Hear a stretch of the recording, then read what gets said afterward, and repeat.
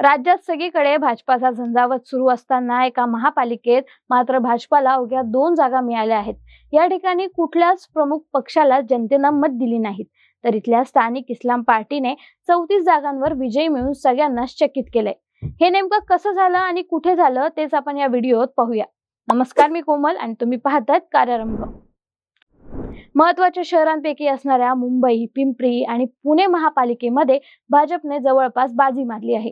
सत्तेत एकत्र असतानाही या मिनी विधानसभा समजल्या जाणाऱ्या महापालिका निवडणुकीमध्ये मुख्यमंत्री आणि दोन्ही उपमुख्यमंत्र्यांनी आपली सर्व ताकद लावली होती.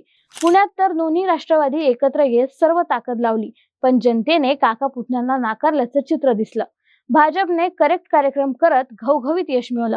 भाजप अनेक महापालिकांच्या चाव्या आपल्याकडे ठेवण्यात यशस्वी झालं असलं तरी नाशिकच्या मालेगावमध्ये मात्र त्यांना सपशेल पराभव पत्करावा लागलाय. भाजपने या पालिकेमध्ये जवळपास 20 जागांवर निवडणूक लढवली होती, मात्र अवघ्या 2 जागांवर त्यांना समाधान मानावं लागले.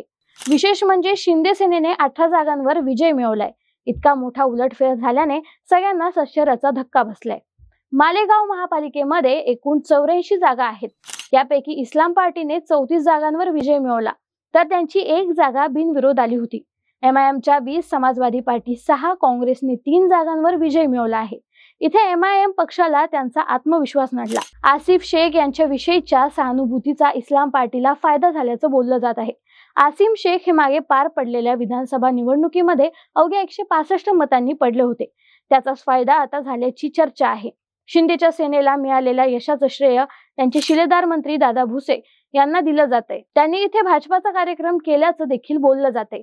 दरम्यान या निवडणुकीमध्ये इस्लाम पार्टी आणि समाजवादी पक्षाने सेक्युलर पार्टी आघाडी केली होती. आता दोन्ही पक्ष एकत्र येत सत्ता स्थापन करतील. 84 जागांच्या या पालिकेत बहुमतांसाठी 42 जागा आवश्यक आहे. बाकी मालेगाव महापालिकेतील या निकालाविषयी तुमची प्रतिक्रिया कमेंट बॉक्समध्ये जरूर कळवा. व्हिडिओला लाईक करा, शेअर करा आणि कार्यारंभवर नवीन असाल तर सबस्क्राईब करायला विसरू नका. कार्यारंभ डिजिटल या फेसबुक आणि इन्स्टा पेजला फॉलो करा. धन्यवाद.